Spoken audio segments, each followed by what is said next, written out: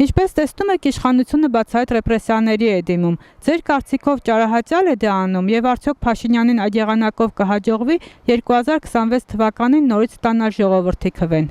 Ես ընդդրության չեմ մասնակցել, ոչ մի անգամ։ Օրենսդրությունների նախտ է։ Ես չգիտեմ ինչ է իր տարբերակը։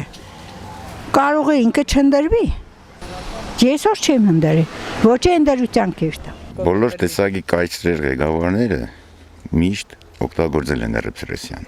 Սկսենք ԽՍՀՄ եւ նախկին ռեպրեսիան միշտ եղել է, երբ որ առաջնորդը չի կարող ինչ-որ ժողովրդի համար ինչ-որ բանել, սկսել ռեպրեսիվ մեթոդների ճնշել, բարակտել,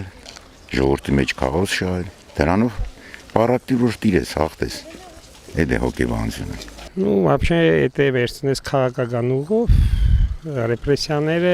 եթե մարդկանց ինչ-որ ձերբակալ են, որոնք հանդիսանան են քաղաքական հագարագործ, կրնանք համարեն դիգ ռեպրեսիա է։ Ալի հիշենք Ստալինի ժամանակները։ Միշտ եղել է։ Աբե վախեցնոր խելոք մնաս։ Դա ամեն մարդ ոնց է խելարչոր կանի խոսա։ Շատ մարդիկ են մեկ կորչոնիկ թողնեն կերտան։ Ես դա տարեկան մարդ է, մի ինչ պիտի նենցի։